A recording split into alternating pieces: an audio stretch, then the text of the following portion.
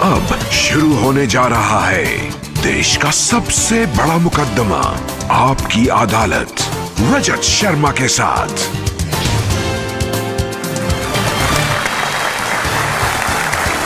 नमस्कार, thank you. आपकी अदालत में आपका बहुत बहुत स्वागत है। आपकी अदालत में आज मेरे मेहमान हैं एक ऐसी शख्सियत जो हमारे देश के नॉर्थ ईस्ट के हीरो हैं। नॉर्थ ईस्ट में सबसे प्रभावशाली नेता, असम के मुख्यमंत्री हिमंता बिस्वा शर्मा।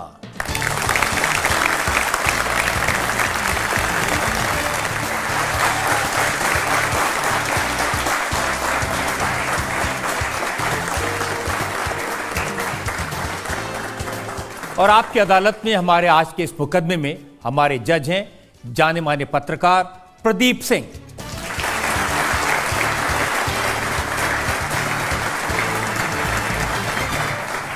इससे पहले कि आज का मुकदमा शुरू करें, आज के जज प्रदीप सिंह की इजाजत चाहेंगे आज की कार्रवाई शुरू करने के लिए। अदालत की कार्यवाही शुरू की जाए। और इससे पहले कि हिमंता जी आप पर इल्जाम लगे, एक नजर डालेंगे हिमंता बिस्वा शर्मा के पॉलिटिकल करियर पर। भारत के नॉर्थ ईस्ट में हिमंता बिस्वा शर्मा सबसे लोकप्रिय और सबसे ताकतवर लीडर हैं और आजकल इनकी डिमांड पूरे देश में होती है। हिमंता बिस्वा शर्मा पिछले 2 साल से असम के चीफ मिनिस्टर हैं, पर जिस भी राज्य में चुनाव होते हैं, हिमंता बिस्वा शर्मा को बीजेपी के स्टार कैंपेनर के रूप में बुलाया जाता है। हिमंता बिस्वा शर्मा ने अपना पॉलिटिकल करियर एक फायर ब्रांड स्टूडेंट लीडर के तौर पर शुरू किया। असम के चीफ मिनिस्टर हितेश्वर सैकिया ने हिमंता बिस्वा शर्मा को कांग्रेस में शामिल किया और खूब इंपॉर्टेंस दी। हिमंता असम विधानसभा का पहला चुनाव हारे, पर 2001 से लेकर अब तक ये जलुकबारी कॉन्स्टिट्यूएंसी से 5 बार लगातार चुनाव जीतते आए हैं। असम में तरुण गोगोई की कांग्रेस सरकार में हिमंता बिस्वा शर्मा तीनों टर्म में कैबिनेट मिनिस्टर रहे। हेल्थ मिनिस्टर के तौर पर इन्होंने जबरदस्त काम किया। ये नॉर्थ ईस्ट में कांग्रेस का चेहरा बन गए थे। पर 2015 में हिमंता बिस्वा शर्मा बीजेपी में शामिल हो गए। असम में बीजेपी की सरकार बनवाई। 2021 में हिमंता बिस्वा शर्मा को बीजेपी ने असम का मुख्यमंत्री बनाया। गुवाहाटी के गवर्नमेंट लॉ कॉलेज से ग्रेजुएट और गुवाहाटी यूनिवर्सिटी से डॉक्टरेट हासिल करने वाले डॉक्टर हिमंता बिस्वा शर्मा आपकी अदालत में अपना मुकदमा खुद लड़ेंगे। तो आइए शुरू करते हैं आज का मुकदमा। आपकी अदालत में पहला इल्जाम असम के मुख्यमंत्री हिमंता बिस्वा शर्मा पर। आपकी अदालत में असम के मुख्यमंत्री हिमंता बिस्वा शर्मा पर आरोप है कि ये मौका परस्त हैं। हिमंता जी, छत्तीसगढ़ के मुख्यमंत्री भूपेश बघेल आपके पुराने साथी हैं। वो कहते हैं कि कांग्रेस ने इस आदमी को क्या नहीं दिया। क्या क्या दिया मुझे? सरकार में मंत्री बनाया, ये लीडर बनाया। रजत जी, मंत्री जनता बनाता है, एमएलए जनता वोट देके बनाते हैं। उसमें कांग्रेस का क्या है? हम अगर काम नहीं करता था मुझको थोड़े सुनता था लोग। अरे वो कह रहे थे 22 साल कांग्रेस में रहे, आप लीडर बने कांग्रेस की वजह से और चीफ मिनिस्टर बनने के लिए जाकर बीजेपी की गोद में बैठ गए। मेरे पूरा जवानी मैंने कांग्रेस को दे दिया। कांग्रेस मुझको क्या दिया? फिर छोड़ क्यों दिया? छोड़ने का समय आया। मैं तो माँ को तो बिक नहीं सकता था।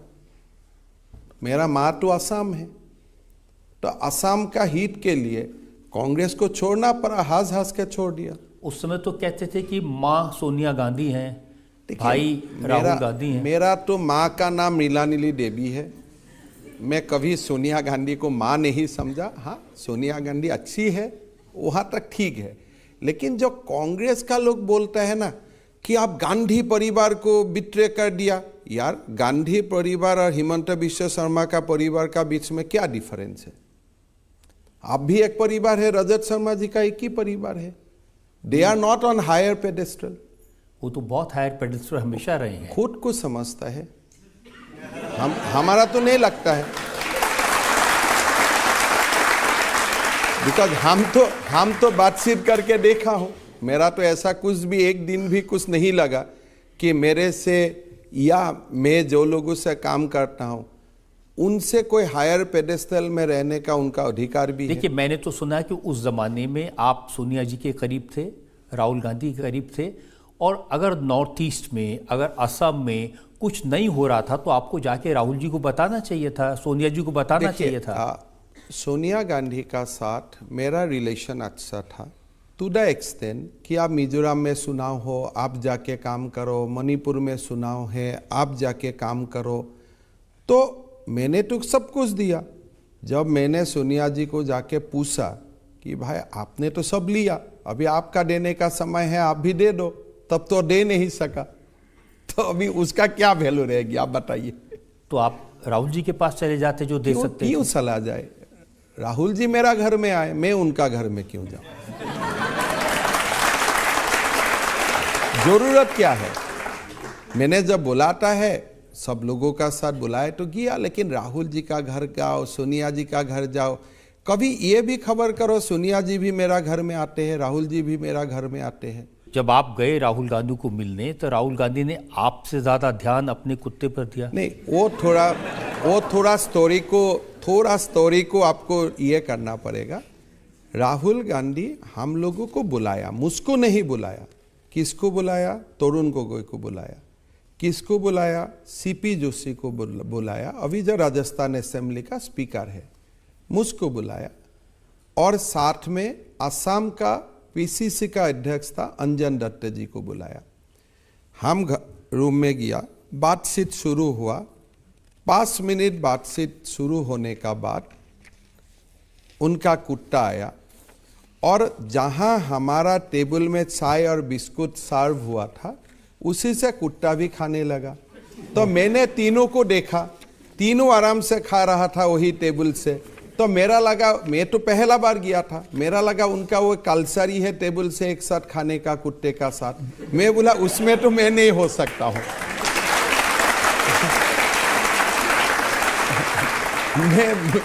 मैं ऐसा खा नहीं सकता हूं, तो इसलिए मैंने बोला ठीक है, मैं नहीं आता हूं दोबारा। तो बाद में राहुल जी ने उसी कुत्ते के साथ एक अपना वीडियो, हाँ वही कुत्ते थे, वही कुत्ता था, वही कुत्ते थे।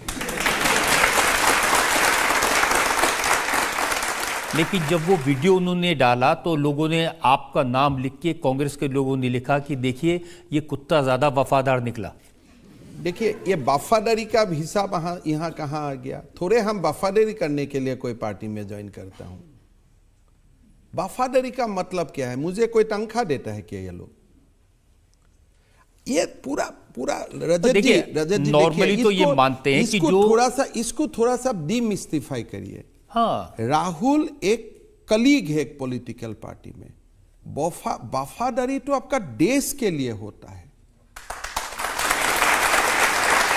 ये बार बार ये कांग्रेस का लोग दिमाग में क्या है पता नहीं, वफादारी कोई वो लोग किसी उधार लिया होगा राहुल जी से, मैंने तो कोई उधार नहीं लिया, तो हम कौन सा चीज का वफादारी है? देखिए, नॉर्मली ये माना जाता है कि जो कुछ कांग्रेस है वो गांधी परिवार की वजह से है, जो वोट मिलता है वो राहुल गांधी, सोनिया गांधी। गलत बात है, जो कुछ कांग्रेस है महात्मा गांधी के लिए है। आप नाम हाईजैक करके बैठा हुआ है। आज जो भी कांग्रेस है, राहुल गांधी एक समय के लिए गांधी नाम काट दे, वो तो हाईजैक किया हुआ है, टाइटल है। सोनिया गांधी अपना नाम से गांधी काट दे, कोई कांग्रेस है? आज जो कांग्रेस है वो पिक्चर लगा हुआ है, ये महामानव महात्मा गांधी के लिए कांग्रेस हल पड़ा है, नहीं तो कहां कांग्रेस है? गांधी परिवार है, लेकिन वो गांधी परिवार ये गांधी परिवार नहीं है, वो महात्मा गांधी के लिए है कांग्रेस। हिमंता जी, लेकिन अभी डिस्प्यूट करे कोई आके मुझको? मैं डिस्प्यूट करता हूं। देखिए, आप करे, किस बोल के डिस्प्यूट करे? 24 सितंबर 2010 को हिमंता बिस्वा शर्मा ने एक ट्वीट किया था, उसमें आपने लिखा था Rahul Gandhi will be prime minister of India in appropriate time. हाँ, तब मोदी जी नहीं था।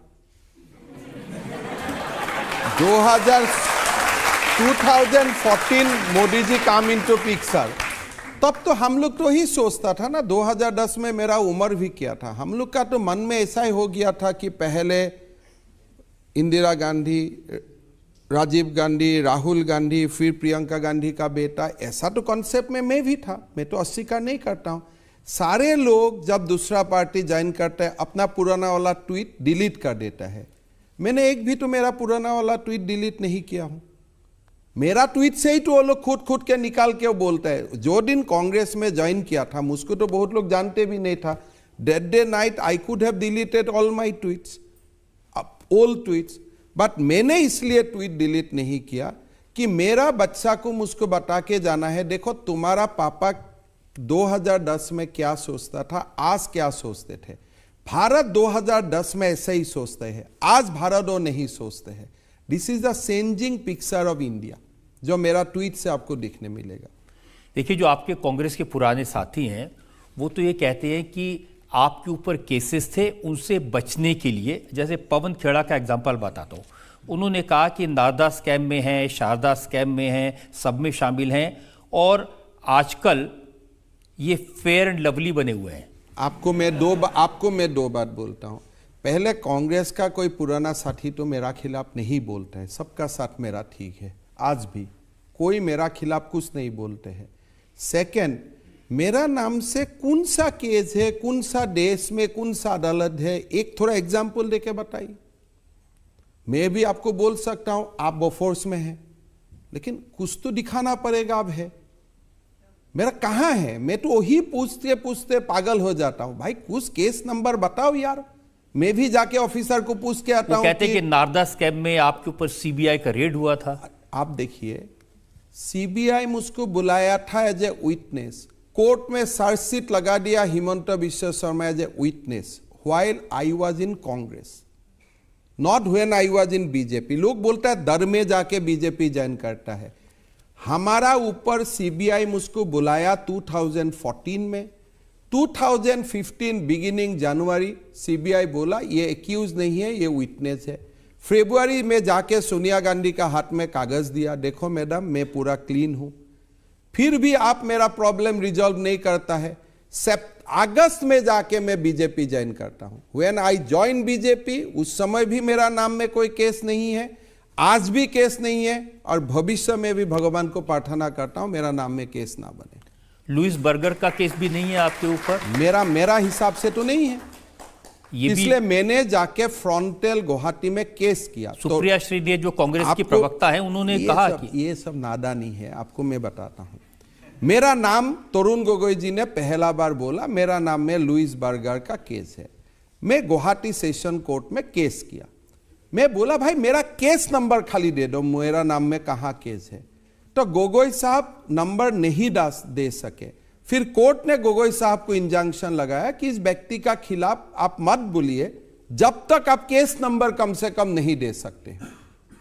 तो ऐसे अगर मैं काल से हवा लगाना शुरू करता हूं कि इसका खिलाफ ये है वो है, आपका ट्विटर है, ट्रोल है, वो बन जाएगा। लेकिन मैं आपका अदालत में खड़ा होकर बोल रहा हूं, भाई मेरा ऊपर क्या मुकदमा है, थोड़ा बताइए, कोई एक कागज दिखाओ। देखिए, सबसे इंटरेस्टिंग तो फास्टेबल मैं वो डरने वाला मैं नहीं हूं, वो वाला सिस्टम में मैं नहीं हूं। मेरा तो मैं यही बताता हूं कि कांग्रेस को मैं नहीं डरता हूं और कांग्रेस को डरना मेरा जरूरत भी नहीं है। हमने तब तक एक ही आदमी से सुना था, मैं नहीं डरता हूं, राहुल गांधी। देखिए, राहुल गांधी का एक अलग सिस्टम है, वो डरता नहीं, किस लिए वो कोर्ट जाते रहता है। आप आज देखो, कोई एक पार्टी बोल सकता है कि अगर आप जो भी स्कैम का नाम बोलता है, these are the scam allegedly, अगर होगा भी गोगोई साहब का सरकार का दिन में होगा, खुद का सरकार को गाली देने वो निकाल जाते हैं। देखिए, राहुल जी ने खुद आपका नाम लिया, उन्होंने ट्वीट किया जिसमें अडानी में का जो नाम है किन किन लोगों से बनता मैं भी राहुल गांधी का नाम मैं हर दिन ट्वीट करता हूं। लेकिन उन्होंने लिखा जो 20,000 करोड़ रुपए। आप राहुल गांधी मेरा नाम में ट्वीट करता है, वो आपने देखा। मैं जो राहुल गांधी का नाम में ट्वीट करता हूं वो भी आप देखो ना। आप लोग क्यों इतना ऊपर रखते हैं ये गांधी वाला को? इसलिए कि उन्होंने 60 साल इस देश पर राज किया है। कहाँ राज किया है, देश को बर्बाद किया है।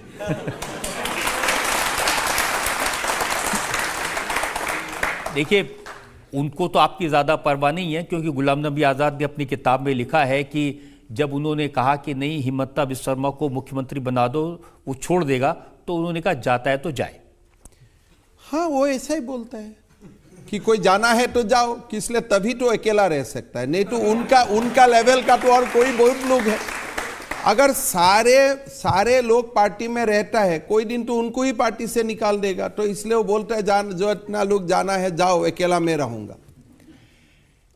लेकिन आप कभी राहुल गांधी से मिलकर के ये सब बातें नहीं बताते थे?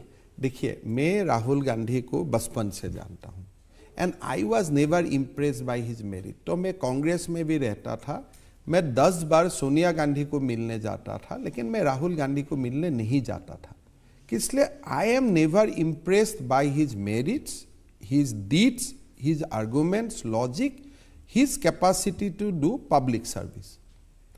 जो लोगों का स्ट्रगल नहीं होते हैं, वो लोग कभी ये भारत जैसा देश का नेता नहीं बन सकता है। अब लोग कहते हैं कि भारत जोड़ो यात्रा करने के बाद में बहुत समझदार हो गए हैं, बदल गए हैं। देखिए, हमारा यहाँ में एक इको सिस्टम है। राहुल गांधी अगर लंदन जाते, आने का बाद बोलता है राहुल गांधी बहुत मैच्योर्ड हो गया। फिर भारत जोड़ो यात्रा करता है, बोलता है अगर राहुल गांधी मैच्योर्ड हो गया। 55 साल में कौन मैच्योर्ड होने का रहता है? अभी मैच्योर्ड होने का समय है मेरा बेटा का। मैं तो जो हो गया, अभी 50 साल हो गया, वानप्रस्थ का समय भी हो जाता है हमारा सनातन का हिसाब से। अभी भी आप मैच्योर्ड होने में समय लेता है। You tell me, if a person takes 55 years to become matured only, तो काम कब करेगा? आप इतना लॉन्ग स्कोप आपका बेटा को देगा 55 साल? सोनिया गांधी जी को मैं प्रणाम करता हूं, नमस्कार करता हूं कि अपना बेटा को उन्होंने 55 साल दे दिया ओनली टू बिकम मैच्योर। लेकिन अब तो हम देखते हैं कि वो ट्रक ड्राइवर से मिलते हैं। किस लिए? इससे ये उनके लिए खिलौना है। तुमको मिलना था, आगे क्यों नहीं मिला जब तुम्हारा पिताजी प्रधानमंत्री थे? आज क्या हुआ? आसाम में, इंडिया में ट्रक ड्राइवर नया चीज है क्या? आपको अगर मिलना ही था, 7 साल में आप लोग क्यों नहीं मिला? तब तो यह ट्रक ड्राइवर का जीवन ही परिवर्तन हो जाता था। लेकिन अब सीख लिया है उन्होंने। देखिए, इतना लंबा सीखने के लिए जिसको इतना समय लगता है, इंडिया तो अभी डिजिटल एज में घुस गया, इतना समय आप दे सकता है क्या? अगर सीखने के लिए ये भी एक क्वालिटी होता है कि ट्रक ड्राइवर का साथ बैठा। वो कहते हैं कि जैसे मोदी जी हैं, वो किसी से नहीं मिलते, और राहुल जी हर गरीब आदमी से मिलते हैं। मोदी जी बिना मिलते हुए जीवन का 70 साल पार कर दिया। वो प्रसारक नहीं था, लोगों से नहीं मिलता था। मेरा एक बार असम में जब मैं पहले मोदी जी को मिला था नौगांव में, मैंने बोला मोदी जी ये नौगांव है। बोले हिमंता मैं जानता हूँ। मैं बोला नौगांव का नज़दीक डिस्ट्रिक्ट जोरहाट है। बोले मैं ये भी जानता हूँ। मैं बोला आप कैसे जानते हैं? बोले मैं असम का हर जिला में 2 दिन ठहरा था सन इतना में। तो उनका एक्सपीरियंस का साथ एक दिल्ली में, लिटिल दिल्ली में रहने वाला लोग जो 55 साल किसी से मिला भी नहीं है, कैन यू कंपेयर? आप नरेंद्र मोदी जी का एक्सपीरियंस, नरेंद्र मोदी जी का जो एक्सपोजर है पूरा देश को लेते हुए, तो अगर आप उसको चैलेंज करना चाहते हैं by spending 1 night with A truck driver, आपको तो मुबारक हो गया, अभी वो कर पाते। तो नरेंद्र मोदी के साथ जब आप काम करते हैं प्राइम मिनिस्टर, और आपने कांग्रेस में सोनिया गांधी, राहुल गांधी के साथ काम किया, तो क्या फर्क देखते हैं? फर्क ऐसा ही है कि नरेंद्र मोदी, अमित शाह का घर में जो एनवायरमेंट है, that is a middle class families environment. आप जा सकता है, बैठ सकता है, खाना खा सकते हैं, कोई कुत्ता नहीं आता। कोई नहीं, कुत्ता भी आना सही है, कुत्ते में प्रॉब्लम नहीं है, कुत्ते में भी प्रॉब्लम नहीं है, कुत्ते मेरा घर में भी है, लेकिन कुत्ते को अपना जगह में, इंसान को अपना जगह में रखने का एक आपका ट्रेनिंग होना चाहिए। कुत्ते में कोई प्रॉब्लम नहीं, कुत्ता शायद मेरा घर में भी 3 है, उसमें कोई इशू नहीं है। इशू इतना ही है कि you do not act like a feudal Lord, बाकी सब ठीक है। अभी भी जो बोलता है ना, आपने बिट्रे कर दिया, फैमिली को विश्वासघात कर दिया, क्या कांग्रेस में भी ये ओथ लिया जाता है कि you will never disobey Gandhi family? ये जो कांग्रेस अब का तो कांग्रेस भी बदली है। अब देखिए, गांधी परिवार से हटा करके मल्लिकार्जुन खड़गे को अध्यक्ष बना दिया। खड़गे खुद बोलते हैं मैं हाईकमान से बात करके निर्णय करूंगा। तो मेरा तो आपत्ति है कि आप खड़गे जैसा विद्वान लोगों को आप क्यों ऐसा पोस्ट दे के रखा है जो पोस्ट में अब खुद का भी निर्णय नहीं ले सकता है। आज खड़गे कर्नाटक से आते हैं, कर्नाटक का सरकार बनाने का फैसला भी वो नहीं ले सकता है, वो गांधी फैमिली को मिलना पड़ता है। लेकिन कर्नाटक में सरकार तो उन्होंने बनाई, बीजेपी को तो हराया। बीजेपी भी तो हारेगा, क्यों नहीं हारेगा? तमिलनाडु में भी बीजेपी हारा है, बीजेपी हिमाचल में भी हारा है, लेकिन बीजेपी जीते भी है। तो अगर बीजेपी ये सोचता है कि मैं कर्नाटक भी नहीं हारूंगा, हिमाचल भी नहीं हारूंगा, वो तो नहीं हो। BJP takes defeat with humility. Karnataka में हारे हैं, वो तो कोई नया बात नहीं है, हम तो एक्सेप्ट किया हूं। Yes we lost, we have not blame EVM for that. लेकिन कांग्रेस का प्रॉब्लम है, हारने से प्रेस में बोल देता ईवीएम में गलती है। हम तो ये नहीं बोल रहे हो कर्नाटक में ईवीएम में कोई प्रॉब्लम था। कहते हैं कि नरेंद्र मोदी तानाशाह हैं, डिक्टेटर है। क्यों ऐसा बोलता है? बोले हमें पीएम बोलना है इसलिए हमें कर रहा हूं। नरेंद्र मोदी जी तानाशाह है तो तुम क्या होगा? उनका तो कोई नाम ही नहीं होगा। 100:1 में आप काउंट करना पड़ेगा। लेटेस्ट डेफिनेशन ये है कि मोदी जी पार्लियामेंट की जो नई बिल्डिंग बनी है उसका उद्घाटन खुद करना चाहते हैं, राष्ट्रपति को नहीं करने दे रहे। आप ये बोलो कि हमारा दुख हो रहा है, हम उद्घाटन नहीं करने पा रहा हूं। उनका ट्रेजेडी यही है कि देखो हमारा सामने इतना बड़ा गांधी परिवार का सामने नरेंद्र मोदी आके संसद भवन का उद्घाटन करेगा। They have not able to reconcile with the fact कि कोई लोग without blessings of Gandhi family भी देश का प्रधानमंत्री बन सकता है। मैं आपको एक क्वेश्चन करता हूं। छत्तीसगढ़ असेंबली का उद्घाटन हुआ, सोनिया गांधी जी जाके उद्घाटन किया। वो क्या पोस्ट में था वो समय? असम असेंबली का फाउंडेशन स्टोन हुआ, तरुण गोगोई जी ने किया। तब क्यों राज्यपाल का याद नहीं हुआ? अब तमिलनाडु असेंबली का उद्घाटन किया, क्यों सोनिया गांधी जाके किया? सोनिया गांधी का क्या कॉन्स्टिट्यूशनल पोजीशन था? ये कोई प्रेसिडेंट और प्राइम मिनिस्टर का डिबेट नहीं है, गलती में मत पड़िए। एक ही डिबेट है, they are not able to digest the fact that somebody outside the Gandhi family can inaugurate that parliament house. अगर ये संसद भवन कांग्रेस का समय में हो जाता था, that संसद भवन would not have been inaugurated by Manmohan Singh, it would have been inaugurated by so-called UPA chairperson Sonia Gandhi. That is the reality of this nation. आपने क्या किया जाइल सिंह जी का साथ? आपने क्या किया था? अगर आप राष्ट्रपति पद का इतना ही महिमा मंडित करते हैं तब आप जैल सिंह का साथ क्यों क्या किया था? याद कीजिए। आप अगर इतना ही राष्ट्रपति पद का महिमा मंडित करते हैं, क्यों फखरुद्दीन अली अहमद को आप फोर्स किया था to sign the emergency without even a cabinet decision? अगर आपको द्रौपदी मुर्मू जी के लिए इतना ही आपका प्यार मोहब्बत है, why you have put Jaswant Sinha against Draupadi Murmu? Modi ji तो आप लोग सबका, राजनाथ सिंह जी तो आपको सबको फोन किया था कि देश का पहला आदिवासी महिला राष्ट्रपति बनने जा रहा है, आप कृपया करके सपोर्ट कीजिए। क्यों सपोर्ट नहीं किया? देश में तो एक नया मिसाल खड़ा हो जाता था। आपने एपीजे अब्दुल कलाम को क्या रिस्पेक्ट दिया था जब वो राष्ट्रपति रहा? आप हमेशा हिस्ट्री आपका हिसाब से लिखने चाहते हो। What honour you have given to president of India when they existed, they where you existed in the power. लेकिन देखिए ये भी तो सच है कि इस वजह से सारे ऑपोजिशन पार्टीज इकट्ठे हो गए। 0 and 0 यूनाइटेड होगा तो 0 ही होगा। आप एक कैरेक्टर देखिए, कौन कौन एक हुआ है? सारा फैमिली बेस्ड पार्टी एक हुआ है। गांधी फैमिली एक हुआ है, केसीआर फैमिली एक हुआ है, मुलायम सिंह या अखिलेश सिंह फैमिली एक हुआ है। एक तरफ जो लोग बॉयकॉट का कॉल दे रहा है, all are family rule political party. और जो डेमोक्रेटिक पॉलिटिकल पार्टी है, any democratic party you can name, they are with the Narendra Modi ji. So only boycott who has given the boycott call. नहीं, देखिए बीजू पटनायक के बेटे नवीन पटनायक बीजू और वाईएसआर के बेटे, गलत मत कीजिए। बीजू पटनायक जी जब जिंदा था वो कभी नवीन पटनायक को प्रमोट नहीं किया था। That is not a family. I am not with BJD. I oppose BJD in Orissa.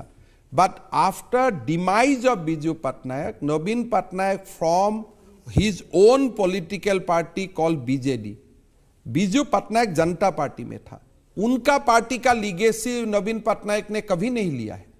He made that party by his own hard work. Mulayam Singh ji का पार्टी अखिलेश सिंह ने लिया। महात्मा गांधी का पार्टी आपने लिया भी नहीं, हाईजैक किया, तो एक अलग कहानी है। बट आप एकदम अभी लाइन इंडिया में डिवाइड हो गया। फैमिली रूल पार्टी एक तरफ और जो हार्ड वर्क अपना खून पसीना लगा के राजनीति करता है वो लोग एक तरफ। And that conflict you will see for next 10-15 years. तो आपको लगता है कि 2024 में बड़ी चुनौती ये सब लोग दे देंगे मोदी जी को? चुनौती देने का कोशिश करेगा। सुनाओ तो हो, एंड वी ऑल्सो एंजॉय ना when opponent is strong little bit. अब कहाँ पेना गोलकीपर नहीं होने वाला पोस्ट में गोल मार के कहाँ अच्छा लगता है। कोई ना कोई तो होना चाहिए। जनता से जो लोग सवाल पूछना चाहते हैं। सो मेरा सवाल आपसे ये है कि 2024 के इलेक्शन में सारे विपक्षी दल मिलकर बीजेपी को हराने की तैयारी में हैं, तो आपको क्या लगता है हरा पाएंगे? हाँ, मोदी जी का टास्क फोर्स का व्यवस्था कर रहा हूं और आपका आशीर्वाद से। तो आपका क्या असेसमेंट है 2024 को लेके? 300 पार, 300 प्लस, कोई प्रॉब्लम नहीं होगा। लोग चाहते हैं कि भारत का गौरव गाथा और बढ़े। आप कोई डाउट में मत रहिए। India is having the best time now in our history. Modi ji को थोड़ा और काम करने दीजिए। आप अभी देखिए ना, अमेरिका का प्रेसिडेंट इंडिया प्राइम मिनिस्टर को क्या क्या बात बोलता है। ऑस्ट्रेलिया में लोग हवाई में नरेंद्र मोदी हवा में बना देता है with flights. Can you imagine कि भारत का इतना गौरव गाथा कोई दिन होगा? I think after Swami Vivekananda that great speech in America Chicago, after that Modi ji is doing so much thing for this country और हमें उनको ताकत देना चाहिए। हर समय मोदी जी का कल्याण के लिए प्रार्थना करना चाहिए, और मोदी जी के लिए नहीं, ये भारत के लिए, राष्ट्र के लिए। आपकी अदालत में अगला हिस्सा। आपकी अदालत में असम के मुख्यमंत्री हिमंता बिस्वा शर्मा पर इल्जाम है कि ये जोड़ तोड़ की राजनीति करते हैं। हिमंता जी, एक जमाने में एमएलएस को खरीदने बेचने के लिए कभी गोवा ले जाते थे, कभी खजुराहो ले जाते थे, लेकिन आजकल असम ले जाते हैं। माँ कामाख्या का आशीर्वाद लेने के लिए असम का अच्छा पब्लिसिटी हो रहा है। इतना दिन लोग माँ कामाख्या का बारे में थोड़े बहुत जानते थे, अभी अच्छा से जानना शुरू किया तो लोग माँ का दरबार में जाते हैं। माँ के दरबार में जाते हैं या हिमंता जी के दरबार में जाते हैं? मैं तो माँ का बेटा हूँ, मेरा कहाँ दरबार है। अब शिवसेना के एमएलएस को तोड़ने के लिए हिमंता बिस्वा शर्मा ने उनकी जेब में 50-50 खोखे डाल दिए। देखिए, मैं सुना भी नहीं और मेरा नहीं लगता है मेरा नाम में कोई बोल सकता है कि इसलिए पूरा आसाम इकट्ठा करने में भी इतना पैसा नहीं होगा। पूरा हमारा आसाम में तो कोई शुगर मिल भी नहीं है। आसाम में कोई शरद पवार जैसा बड़ा लीडर भी नहीं है जिसका पूरा नेशनल नेटवर्क हो। हम तो एक छोटा ही प्रदेश है। तो हमारा यहाँ आने में खाली बिहू का लाड़ू, पिठा, सीरा, दही वही हम लोग खिला सकता हूँ। नहीं, तो फिर ये शिवसेना के एमएलए टूटे कैसे?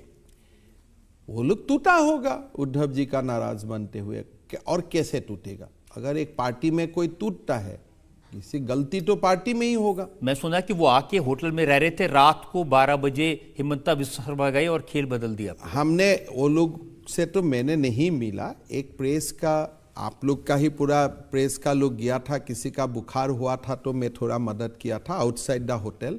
खाली मैं होटल वाला को इतना ही फ़ोन करके बोला कि देखो भाई जो भी यहाँ रहने दो, लेकिन जाने का समय देखो जीएसटी एंड रूम का भाड़ा पूरा पे करके जाओ।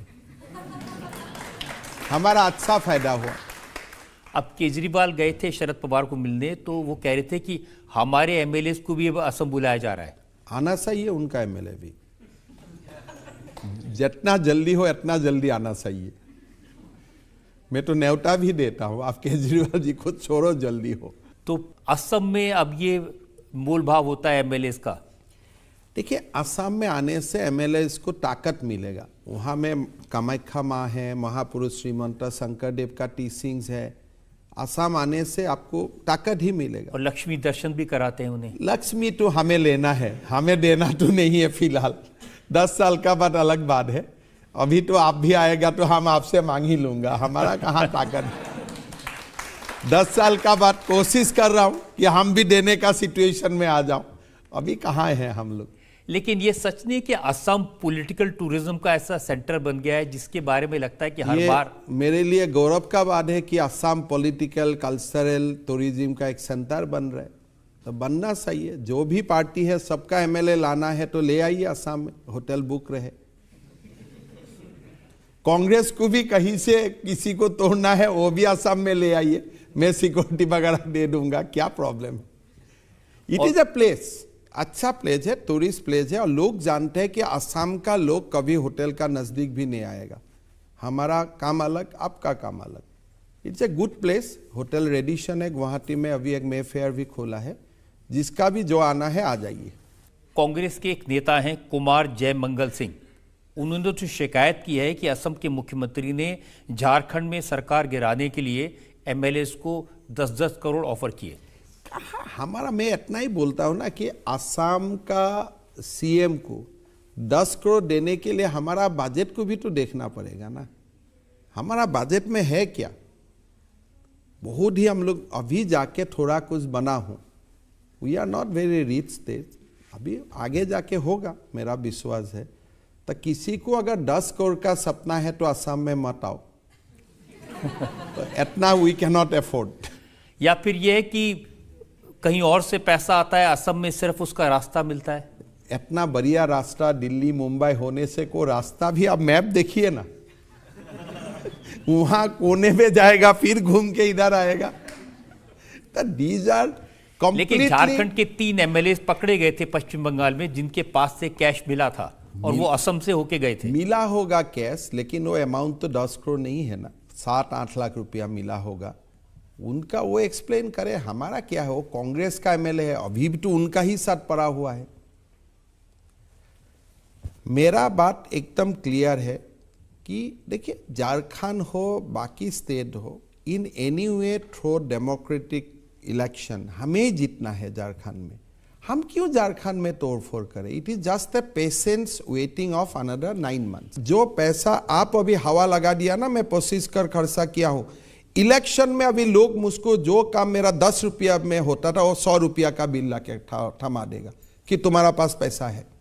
पॉलिटिशियन का तो इतना ही पब्लिसिटी होना चाहिए, इसका पास कोई पैसा ऐसा नहीं है। देखिए, आजकल चर्चा है सचिन पायलट की, कहीं वो भी असम के रास्ते तो नहीं आ जाएंगे? इतना देखो, बेचारा का इतना ह्यूमिलेशन है, मैं होने से तो डे 1 ही छोड़ देता था। कारेज नहीं है तो सला हुआ है।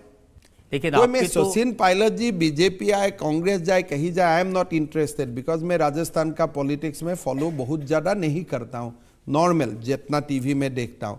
लेकिन जो बात अभी आके वो टीवी में बोल रहा है, ठीक है, आप बीजेपी में ज्वाइन करो, अपना पार्टी करो, लेकिन इतना ह्यूमिलेशन लेके चलते रहते कैसे? मेरा तो दिमाग में भी नहीं आते हैं। सचिन पायलट के बारे में बार बार ये सुनते हैं कि उन्होंने जो बगावत की थी वो भी बीजेपी ने सपोर्ट किया था, इसलिए की थी। तो बीजेपी ने सपोर्ट करने से अगर एक व्यक्ति बगावत कर सकता है तो पार्टी को आप पार्टी से निकाल दो। आप क्यों रखा हुआ है वो पार्टी को, व्यक्ति को? वो व्यक्ति का मन में बिना दुख में खाली बीजेपी बोलने से ही वो बगावत कर देगा। राजेश पायलट का पार्टी में कोई कंट्रीब्यूशन नहीं था। बिना राजेश पायलट का कंट्रीब्यूशन असम अकॉर्ड हुआ था, मिजोरम अकॉर्ड हुआ था, राजीव गांधी का इतना नाम मिला था बिना without contribution of Rajesh Pilot, तो उनका बेटा बगावत किया, बोल दिया वो बीजेपी का साथ है। मतलब whoever will try to speak anything against the Gandhi family और द एस्टैब्लिशमेंट, आपका ऊपर ठपक करके एक वो लोग इंजाम लगा देगा। अरे भाई, ऐसे देश चलता है। अब देखिए, कर्नाटक में तो उन्होंने अच्छा इंतजाम कर लिया, 2.5 साल सिद्धारमैया और डीके शिव कुमार के बीच में। 2.5 साल कहाँ सरकार रहते, लोकसभा का बाद कहाँ सरकार रहेगा, ये सब रहेगा? ये तो आप बता सकते हैं। मैं आपको, आपका इतना 30 साल का एक्सपीरियंस तो इस पर डिपेंड करेगा कितने लोग असम आते हैं उसमें से। Do you think that this government has expiry date after Lok Sabha चुनाव? मुझको तो नहीं लगता है। तो क्या होगा फिर? टूट जाएगा और क्या होगा, तो दूसरा मुख्यमंत्री बन जाएगा। जनता से जो लोग सवाल पूछना चाहते हैं। आपने हाल ही में कहा था कि ममता बनर्जी जी आपको चाय बनाकर पिलाती हैं, तो मैं ये जानना चाहूँगा कि आपकी इतनी अच्छी दोस्त कैसे बनी वो? उनके लिए तो कहा जाता है वो अक्सर दोस्त नहीं बनाती। हम लोग सब एक साथ कांग्रेस में था ना, तो इसीलिए हमारा सबका साथ अच्छा है। मैं सबका साथ संबंध बना के रखता हूँ। हर लोग हर समय में काम में आ जाते हैं, तो मैं व्यक्तिगत किसी का साथ खराब नहीं करता हूँ। तो ये जो संबंध है कभी कभी काम आते हैं पार्टी तोड़ने में? कभी काम भी आते हैं, कभी उल्टा भी होते हैं। कभी काम आते हैं, कभी प्रॉब्लम भी होता है ना कि इसका देखो उनका साथ अच्छा संबंध है, कभी डाउट भी आ जाते हैं, तो दोनों तरफ होता है। These are double edged sword. अब प्रमोद तिवारी कह रहे थे कि ये सारे काम हिमंता इसलिए करते हैं कि ये मोदी जी को मक्खन लगाना चाहते हैं, और इतना मक्खन लगाया कि असम में मक्खन खत्म हो गया। देखिए मेरा बात यही है, मोदी जी का जगह में है, प्रधानमंत्री है, देश का नेता है, लेकिन राष्ट्र के लिए जरूरत है कि गांधी फैमिली और कांग्रेस का जो कल्चर है वो खत्म हो जाए। तो इसके लिए मैं भरपूर प्रयास करता हूं। अगर प्रमोद तिवारी जी को आना है तो मेरा साथ फोन में बात करें। आपकी अदालत में अगला इल्जाम। आपकी अदालत में असम के मुख्यमंत्री हिमंता बिस्वा शर्मा पर इल्जाम है कि ये फिरका परस्त हैं। हिमंता जी, असम के बड़े नेता हैं बदरुद्दीन अजमल साहब, वो कहते हैं कि हिमंता बिस्वा शर्मा मुसलमानों के दुश्मन हैं। सुबह उठते ही सबसे पहले ये सोचते हैं कि मुसलमानों को परेशान करने की कौन सी तरकीब लगाऊं। ठीक है, देखिए मैं तो एंटी मुस्लिम नहीं हूं और एंटी मुस्लिम होना भी नहीं चाहिए, लेकिन हम एक गौरवी हिंदू है। I am a proud Hindu. तो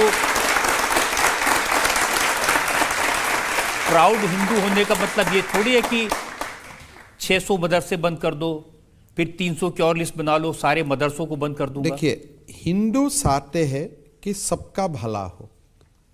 मेरा मन में यही है कि मुसलमान बेटा बेटियों मदरसा में जाके अपना लाइफ को बर्बाद कर देते हैं।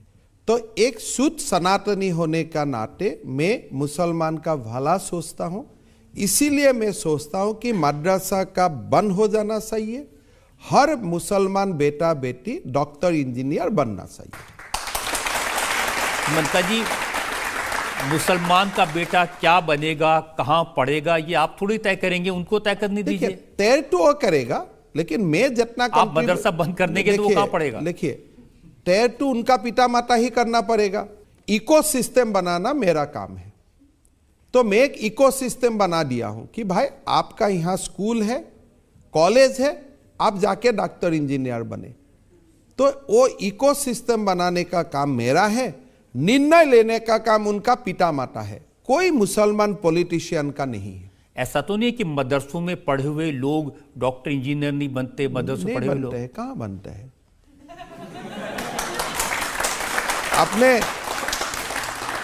आपने रिसेंट पीरियड में किसको देखा है कि मदरसा में? मैं तो ओवैसी साहब की बात सुन रहा था, उन्होंने कहा कि ओवैसी को आप मुसलमान समाज का रिप्रेजेंटेटिव मत सोचिए। वो तो जहां भी जाता है मुसलमान ही उनको वोट नहीं देता है। वो कह रहे थे कि हिम्मता बिस्वा शर्मा ने स्कूल में इतिहास ठीक से नहीं पढ़ा। जिन मदरसों में जो पढ़ाने वाले लोग हैं वो उन लोगों ने अंग्रेजों के खिलाफ लड़ाई लड़ी, शहादत दी। इंग्रजों का खिलाफ किसी ने लड़ा वो कोई आपत्ति का बात नहीं है, लेकिन मद्रसा में पढ़ के बहुत लोग बमबारू भी बना है, अल-कायदा में भी ज्वाइन किया है। तो हिस्ट्री को आपका जो पॉजिटिव साइड है वो मत उठाइए। History represent both positivity and negative, and उनका एवरेज आप ले लीजिए। रिसेंट 30 इयर्स में अगर आप देखते हो कौन सा मद्रसा से ऐसा महापुरुष का जन्म लिया है जो भारत का उत्थान के लिए काम कर रहा है, जो अपना कम्युनिटी का ऊपर जाके ह्यूमैनिटी के लिए काम कर रहा है। मैंने तो नहीं सुना हूं, मैं तो नहीं देखा हूं। खराब भी हुआ है वो भी मैं नहीं बोलता हूं कि मद्रसा में पढ़ने का मतलब you become a terrorist. No, I do not agree. मेरा पॉइंट इतना ही है कि मद्रसा में पढ़ने का बाद आपका जनरल एजुकेशन का रास्ता बंद हो जाते हैं। आप मद्रसा में मत ले जाइए। कुरान शरीफ का ज्ञान होना जरूरत है एज यू आर फॉलोइंग इस्लाम। घर में पढ़िए, मस्जिद का इकोसिस्टम में आप पढ़वाइए, लेकिन बेटा बेटी को डॉक्टर, इंजीनियर, प्रोफेसर बनाने का मौका दीजिए। You may be his biological parent, but आप कैसे उनका लाइफ का दरवाजा बंद कर सकते हैं? अगर उनका मन है आफ्टर 16 इयर्स कि मुझको थियोलॉजिकल स्कॉलर बनना है, वो अपने आप पढ़ लेगा मद्रसा, लेकिन बचपन में आप मद्रसा में मत डालिए। Keep his option open. देखिए, आप उनका कह रहे हैं हम भला चाहते हैं स्टूडेंट्स का, ऐसे भला चाहते हैं कि जो मदरसों में पढ़ाते हैं उनके लिए कानून बनाएंगे कि उनको पुलिस स्टेशन में रिपोर्ट करना होगा। देखिए, वो एक सिचुएशन डिमांड करता है कि इसलिए अभी फिलहाल असम में हमें जितना अल-कायदा का मॉड्यूल पकड़ा हो 54 मॉड्यूल, एंड 54 मॉड्यूल में ही madrasa teachers who are coming from outside Assam उनका इन्वॉल्वमेंट में है। तो इसीलिए मैंने मद्रसा कमेटी को बोला हूं कि बाहर से जो भी आते हैं थाना में रजिस्टर करवा दो, so that we can do due diligence of his character from the other government. और बहुत समय बांग्लादेशी सिटीजन भी असम में मद्रसा में आके काम करता है, अल-कायदा का मॉड्यूल डेवलप होता है और पूरा समाज का ऊपर बदनाम आते हैं। इसीलिए unlike the impression in outside Assam, Assam में हम लोग समाज का साथ, कौम का साथ बात करके ही ये सब फैसला लेता हूं। और इसीलिए असम में कोई कम्युनल प्रॉब्लम नहीं है। मुसलमान भी मुझको मानते हैं, काम को मानते हैं, और मैं भी उन लोग को सेम रेस्पेक्ट देता हूं। उनको रेस्पेक्ट करेंगे लेकिन फ्रीडम नहीं देंगे। आप कह रहे हैं कि 4 शादी करने पर मुझे आपत्ति है। बहुत आपत्ति है, बहुत आपत्ति है। मेरा बेटी को, आपका और मेरा बेटी को, क्या मैं ऐसे व्यक्ति को शादी दूंगा जिसका ऑलरेडी 3 पत्नी है? जो काम मैं मेरा बेटी का साथ नहीं करूंगा वो काम मुसलमान बेटी का साथ भी होना नहीं चाहिए। लेकिन आप उनको रोक नहीं सकते, ये उनकी मर्जी है, शरीयत में अलाउड है, इस्लाम में अलाउड है। ऐसा मत बोलिए। ये देश में ऐसा एक एपीजमेंट का, तुष्टीकरण का कारण बोल दिया जाता है, उसको रुक नहीं सकता है। हम रुकवा के दिखूंगा भाई, हाँ, I will stop them by the force of law. किसलिए सुप्रीम कोर्ट और हाई कोर्ट बार बार बोल सकता है।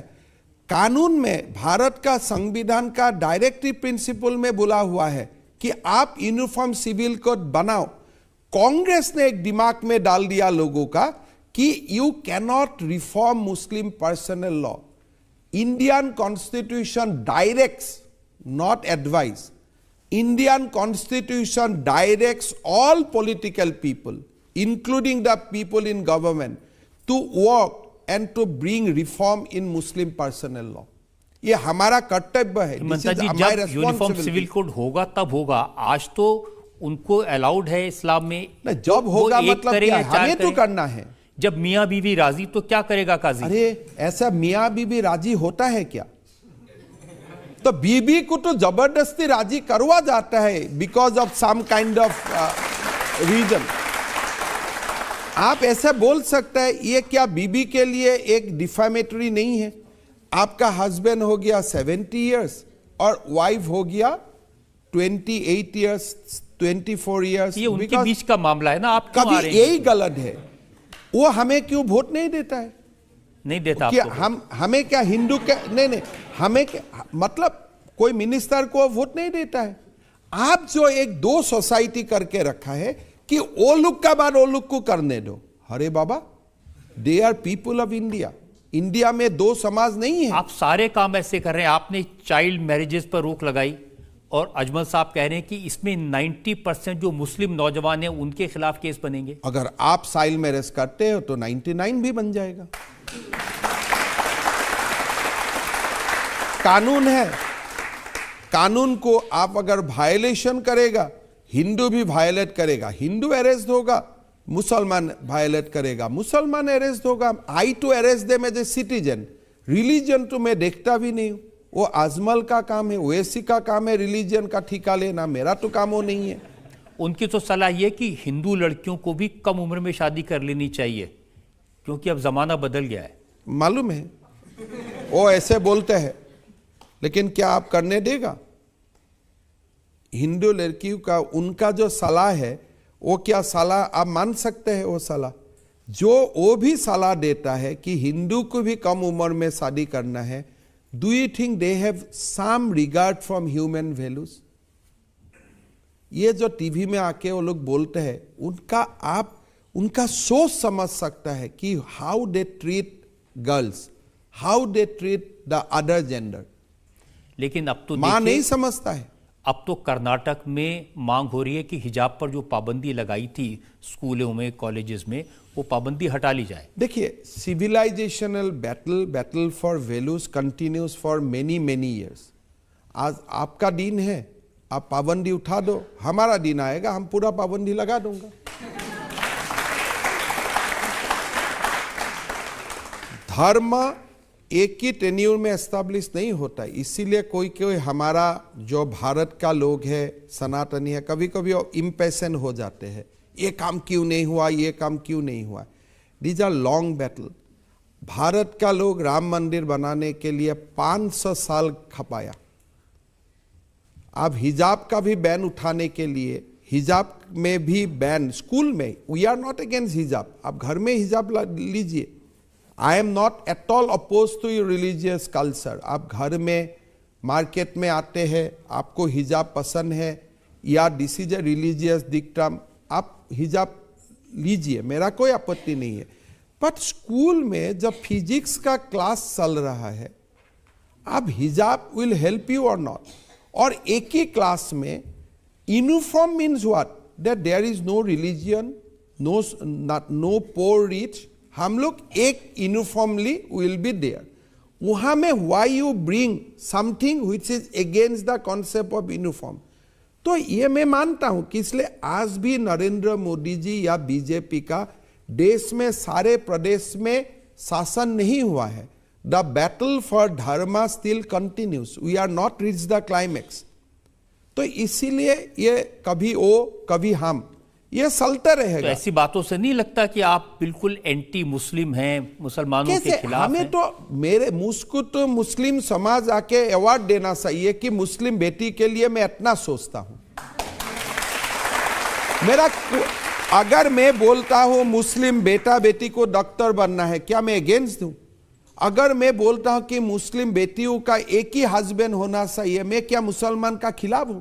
हजरत मोहम्मद बोल के गया है कि इस्लाम में monogamy is a rule, polygamy is a exception. तो अल्लाह का ही is the sole messenger as per Islam is concern, और नबी है। नबी ने बोल के गया है कि मुसलमान को मोनोगमी प्रैक्टिस करना चाहिए, और पॉलीगमी भी आप प्रैक्टिस करता है, उसका रूल कितना है?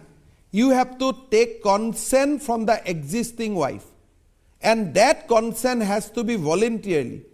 वो होता है क्या समाज में? जी, हमारा संविधान सबको इजाजत देता है कि वो अपने मजहब को, अपने धर्म गलत को बात है, जैसे चाहे। नहीं, वो गलत बात है। संविधान वो इजाजत नहीं देता है। मैं वही आपको बोलना चाहता हूं, directive principle of state policy में पॉलिटिकल साइंस का स्टूडेंट रहा हूं। भारत का संविधान का प्रणेता ने हमें इंस्ट्रक्शन देके गया है कि आप जल्दी जल्दी यूनिफॉर्म सिविल कोड लागू कीजिए, इसलिए भारत में एक कॉमन स्टैंडर्ड होने पड़ेगा on human values and human dignity. हमारा संविधान कभी अलाउ नहीं करता। तो आप जल्दी जल्दी हिंदू राष्ट्र बनाना चाहते हैं? हिंदू राष्ट्र तो भारत है ही, यह भी एक गलत नोशन है। भारत को कोई हिंदू राष्ट्र बनाने का जरूरत नहीं है। 6000 साल से ही भारत हिंदू सिविलाइजेशन ही है। भारत में और क्या है? भारत का कौन कोने कोने, आप घर में, इमारत में, पेड़ में, नदी में हिंदू ही तो है। 6000 साल से हम हिंदू हैं। हमारा पॉलिटिशियन बोलते हैं हिंदू राष्ट्र बनाना है। अरे भाई, हम 6000 साल में हिंदू है और जब तक सान सूरज रहेगा भारत में हिंदू सिविलाइजेशन ही रहेगा। मुझे कोई बनाना नहीं है। मेरा ऋषि मुनियों ने हिंदू सभ्यता का इतना बड़ा स्ट्रॉन्ग होल बना के गया है, वो टूटेगा ही नहीं। सर्वधर्म संभाव में विश्वास रखता है, होता है। That is why I am speaking for the welfare of आप ये कहेंगे कि हम ऐसा भारत बनाना है जिसमें बाबर का नाम ना हो, जिसमें निजाम की हिस्ट्री ना होना भी नहीं सही है। बाबर तो आक्रांत है। अब बाबर का नाम क्यों होगा? बाबर तो आक्रांत है। आक्रांता का नाम क्यों होगा? आक्रांता का नाम हॉल ऑफ फेम में कैसे हो सकता है? बट आप नाम, हम तो एपीजे अब्दुल कलाम का नाम हमेशा रखेगा। हमें मुसलमान से फर्क कोई प्रॉब्लम नहीं है। APJ Abdul Kalam is worship by millions of Indian every day. He is our ideal. There are many Muslims figure in our country whom ordinary Indian worship every day, but अब बाबर को हमें वर्शिप करने मत बोलिए ना। दे आर आक्रांत है।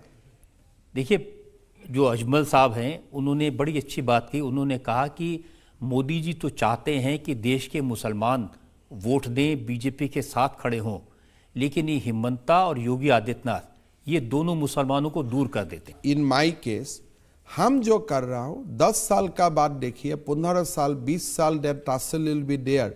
बट एक समय आएगा मुसलमान खाली बीजेपी को ही वोट देगा, कम से कम मुस्लिम महिला और किसी को वोट नहीं देगा। Let this battle continues for 20 years. एक बार मुसलमान महिलाओं को आप स्वाधीनता दिलवा दीजिए, तलाक से मुक्ति, पॉलीगेमी से मुक्ति, पढ़ने का अधिकार, ये सारे इकोसिस्टम इनको मिल जाए, बीजेपी का कोर वोट बैंक मुसलमान महिला बन जाएगा। हिमंता बिस्व शर्मा और योगी आदित्यनाथ में इस बात की रेस लगी हुई है, कौन अपने आप को ज्यादा हिंदू, बड़ा हिंदू साबित करेगा। मैं तो एक ही बात बोलता हूँ, योगी जी बहुत बड़ा लीडर है, मेरा साथ कोई कंपेयर भी नहीं। हम छोटे प्रदेश से आता हूँ, कहाँ यूपी, कहाँ असम, ये एप्पल और ऑरेंज का कंपेयर भी नहीं होता है, छोड़ दीजिए। लेकिन मैं असम में कुछ थाम के लिया हूं और मैं करके दिखाऊंगा। आपकी अदालत में अगला इल्जाम। आपकी अदालत में असम के मुख्यमंत्री हिमंता बिस्वा शर्मा पर आरोप है कि ये विरोधियों का अपमान करते हैं। अब आपके ट्वीट्स देखता हूं, राहुल गांधी के बारे में आप कहते हैं ये सद्दाम हुसैन जैसे दिखते हैं। वो समय देखता था, दैट टाइम मैं यही बोलता हूं कि Rahul ji, your face is much better than many of us, you look so good. क्यों दाढ़ी आरी बना के रखे है? काट लो, अच्छा लगेगा। तो इतना ही तुम्हें बोला था। कभी आप बोलते हैं कि ये अमूल बेबी का फेस लगते हैं। एक्चुअली तो है, जो अमूल का एडवर्टाइजमेंट है उनका फेस है, वो तो मिलते हैं, उसमें मैं क्या कर सकता हूं। हमारा भी चेहरा किसी से मिला होगा। लेकिन ये डिसरेस्पेक्ट नहीं है आप जब आप कहते हैं कि ये प्रूफ दो कि आपके पिता कौन है? मैंने इतना ही बोला कि आप सर्जिकल स्ट्राइक आर्मी ने किया है, आर्मी को आप प्रूफ मत मांगिए, because we are not asking any proof from you. ये पॉलिटिकल स्टेटमेंट है related to the sacrifice of armies who are fighting for us in the border. If एक ही स्टेटमेंट का आप एक पैराग्राफ डिलीट करते हो और दूसरा पैराग्राफ को हाईलाइट करते हो, वो तो गलत है ना। लेकिन पूरा स्टेटमेंट में भी किसी से ये कहना कि ये प्रूफ दो कि तुम्हारे सही है, मैं उनको यही बोल रहा हूं कि आई एम नॉट आस्किंग, मैं नहीं बोला कि आप दो, मैं बोला आप आर्मी से भी प्रूफ मत मांगो। Rahul ji should accept that there was a surgical strike, Indian army has completely demoralised Pakistan.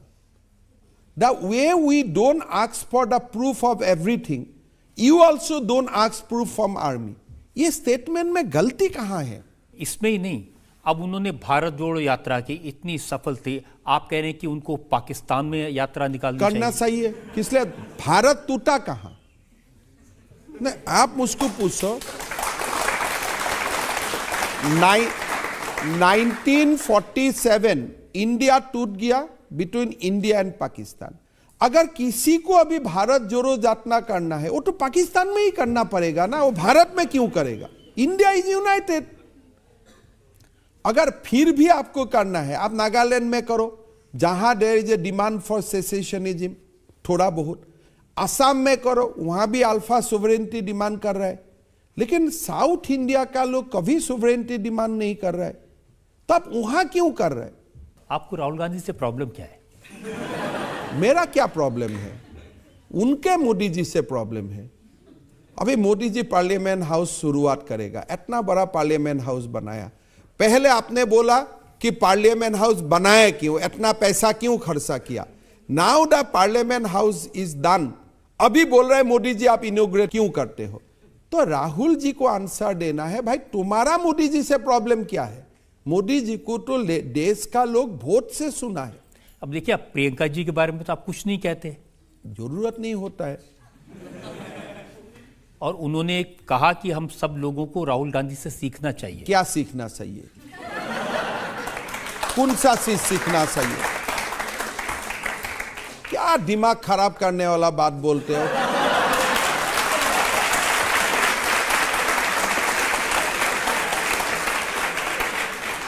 एक बात दिखाइए जो बात सीखना चाहिए। क्या वो गोल्ड मेडलिस्ट है कोई डिबेटिंग कंपटीशन में? नहीं, उन्होंने कहा वो तपस्वी हैं। आपने कैसा तपस्वी है?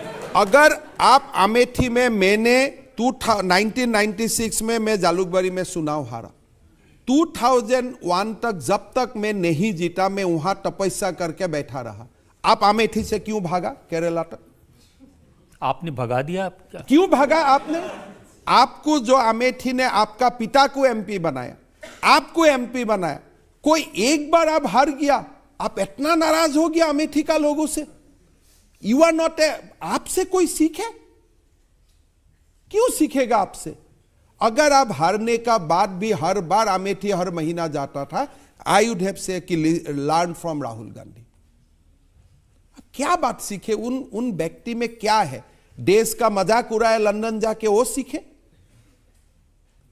कौन सा सीखना चाहिए आप बोलो? मोदी जी को जाके पार्लियामेंट में सुमा खाने का कोशिश करता है, वो सीखना चाहिए?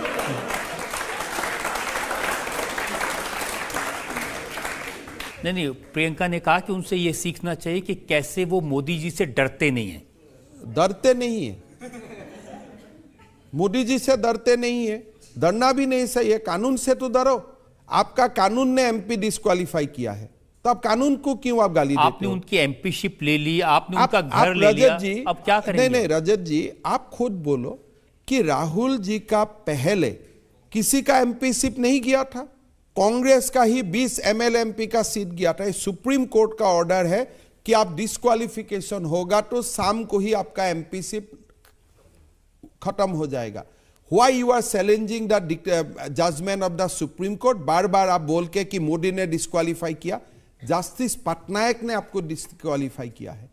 आप क्यों सच बात नहीं बोलते भारत का लोगों को? आपका ये दम नहीं है जाके प्रेस करना कि देखो लोग गलतफहमी में मत रहो, my MP seat has been disqualified because there is a judgment in famous Lily Thomas case by the Supreme Court of India delivered by Justice A.K. Patnaik. इतना बोलने का आपका क्यों हिम्मत नहीं है? के बाद में जो उन्होंने कहा कि आप मुझे चाहे एमपीशिप से हटा दो, आप चाहे मेरा माइक बंद कर दो, आप चाहे मेरा घर खाली करा लो, मैं अडानी के बारे में बोलता रहूंगा। कहां बोलते हैं आजकल? जो दिन शरद पवार का घर में अडानी गया उसका बाद तो राहुल जी कुछ अडानी का बारे में बोलते नहीं है। आज शरद पवार जी का घर में गौतम अडानी जाते हैं, क्या Rahul ji is tweeting against Sharad Pawar now? जब अशोक गहलोत का घर में अडानी जाते हैं, राहुल जी ट्वीट्स अगेंस्ट अशोक गहलोत। आप क्यों अशोक गहलोत को कुर्सी से खाली करने देते हो? देखो, हजरत मोहम्मद से सीखना चाहिए। आपको मिठाई मत खाओ बोलने का पहले ही leave his habit of taking sweets. तो आप अडानी को क्रिटिसाइज करने का पहले अशोक गहलोत का कुर्सी खाली करो। आप अडानी को निगेटिव बोलने का पहले शरद पवार से आपका रिश्ता आप खाली करो, फिर बोलो। You must leave by example. लेकिन आप भी सिर्फ राहुल नहीं, उनके आसपास के जितने लोग हैं, पवन खेड़ा को उन्होंने स्पोक्सपर्सन बनाया, आपने उनके लिए असम की पुलिस भेज दी। अगर मैं कानून का बाहर काम करूंगा, मेरा पास भी पुलिस आ जाएगा।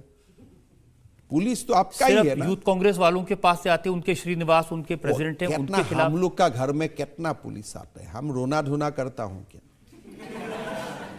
हमें फ्रॉम 1978 हमने असम एजिटेशन किया, इतना तक आया। कम से कम घर में पुलिस का साथ मोर भेद जुग जाग 50 बार तो हो ही चुका है, बचपन में, कॉलेज में। हम तो कभी रोना धोना नहीं करता हूं। लेकिन वो असम की अभी पुलिस से क्यों आती कोई है? पवन खेड़ा जी को पुलिस अरेस्ट करने आते हैं, आप झगड़ा क्यों करते हो? You should surrender before the police. Court तो है ही, आपको बेल दे देगा। आप तो सबके बारे में ये कहते हैं, केजरीवाल जी के बारे में कह दिया असम में आए तो जेल में डाल दूंगा। मैं वो नहीं बोला कि मेरा बारे में आप असेंबली में आके जो बोला है वो असम में बोलो, मैं केस डालूंगा। मैं जेल का बात नहीं बोला हूं, मैं बोला केस डालूंगा। उन्होंने कहा केस कहां डालूंगा? पुलिस स्टेशन में नहीं, मैं बोला मैं कोर्ट में केस डालूंगा। उन्होंने कहा, मैंने हिमंता जी से कहा कि आप दिल्ली आइए, मेरे घर आइए, मैं तो इंतजार कर रहा हूं। मैं अपनी कार में आपको सब जगह घुमाऊंगा। नहीं, कार में नहीं। वो पहला बात बोला है घर में खाना खिलाऊंगा, फिर कार में बैठाऊंगा। तो I am waiting because I want to see his big mansion fast. मैं एक बार खाना भी खाऊंगा और फिर गाड़ी में उनका साथ दिल्ली का जोगी झोपड़ी भी देखने जाऊंगा। मैं आज से 10 दिन पहले मेरा गुवाहाटी का प्रेस कॉन्फ्रेंस में मैं रिपीट किया हूं कि केजरीवाल जी का लेटर का मैं इंतजार कर रहा हूं, कब वो बुलाएगा मुझको। दम नहीं है ये सबका। आपको बुलाने का दम नहीं है या वैसे ही दम नहीं है? कहां दम है? मैं इसको बुलाने से तो मैं तो साथ में मेरा फोटोग्राफर भी जाएगा, घर का तो फोटो भी खींच लेगा। कहां दम है? केजरीवाल से आपने कहा कि कायर जैसा बात मत करिए, मर्द है तो मर्दी की तरह बात करिए। वही है ना। एक केजरीवाल जी ने एक फेमिलियर एक सीन बना दिया। वो दिल्ली असेंबली कॉल करता है, असेंबली का रूल भी क्या है मैं नहीं जानता हूं। वो कॉल करता है और एक मोनोटोनस और स्पीच देते हैं, सेम व्यूज एक, और वही वहां से पूरा मोदी जी को जितना कर सकता है सारे गालियां देता है। मैंने पहले सोचा था ये क्यों वहां से गाली देते हैं, पब्लिक मीटिंग प्रेस कॉन्फ्रेंस से भी तो वही सब बोल सकता है। तब तो मेरा दिमाग में आया कि असेंबली में बोलने से आपका ऊपर कोई डिफामेशन केस नहीं होता है। You are enjoying that privilege कि विद इन असेंबली में जो भी बोलो मेरा ऊपर कोई डिफामेशन केस नहीं होता है। तो इसीलिए Arvind Kejriwal take shelter of assembly to attack his political opponent. This is a symbol of coward. तो उनको बाहर आके, मर्द है तो भाई बाहर आके बात करो। Why you take shelter of privileges of assembly? अब बाहर बोलेंगे तो आप उनके ऊपर केस कर देंगे। आप भी केस करो।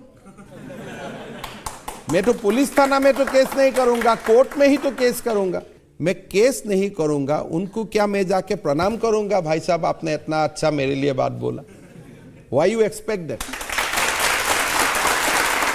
आपकी अदालत में आज हमने मुकदमा चलाया असम के मुख्यमंत्री हिमंता बिस्वा शर्मा पर। अब वक्त है आपकी अदालत में आज के जज वरिष्ठ पत्रकार प्रदीप सिंह के फैसले का। असम के मुख्यमंत्री हिमंत बिस्वा शर्मा अलग किस्म के नेता हैं। कांग्रेस से भाजपा में आए और भाजपा की विचारधारा को इस तरह आत्मसात कर लिया जैसे दूध में चीनी घुल जाती है। अब लगता ही नहीं कि वो कभी कांग्रेस में भी रहे हों। कई भाजपा के मुख्यमंत्री हैं जो लगते हैं शायद ये कांग्रेस से तो नहीं आए। जनतंत्र में किसी भी नेता के लिए कुछ क्वालिटीज़ बड़ी ज़रूरी होती हैं और ये बड़ा दुर्लभ होता है कि किसी एक नेता में ये सारी क्वालिटीज़ हों। जैसे उसका जनाधार होना, उसका स्पष्ट और धारदार वक्ता होना, उसका विजनरी होना, अपने स्टेट को लेकर जहाँ भी वो सत्ता में है, स्टेट में, केंद्र में, वहाँ एक विजन होना अपने स्टेट के डेवलपमेंट को लेकर और उसको लागू करने की क्षमता, साथ में प्रशासनिक कौशल, ये सब हेमंत बिस्वा शर्मा में एक साथ है। लेकिन हेमंत बिस्वा शर्मा को एक चीज़ का निश्चित रूप से ध्यान देना चाहिए कि वो अपनी स्पष्टवादिता में कभी कभी अतिवाद का शिकार हो जाते हैं या शिकार होते हुए दिखते हैं। इससे उनको बचना चाहिए। वो बहुत कम समय में उनका एक नेशनल स्टेचर बन गया है। अपने इस स्टेचर का उनको ध्यान रखना चाहिए। ये अदालत उनको सारे इल्ज़ामों से बरी करती है, बाइज्जत बरी करती है। इस उम्मीद और यकीन के साथ कि हेमंत बिस्वा शर्मा इसी तरह से आसाम के लोग की सेवा करते रहेंगे, देश में अपना नाम रोशन करेंगे और राजनीति में एक लंबे समय तक समाज के उत्थान के लिए काम करेंगे। आज का मुकदमा यही खत्म करते हैं। आपकी अदालत में मेरी अगली मुलाकात आपसे होगी अगले हफ्ते एक नई शख्सियत के साथ। तब तक के लिए नमस्कार। इंडिया टीवी हर वक्त हर जगह डाउनलोड करने के लिए सर्च करें India TV news Google play store या ऐप स्टोर पर।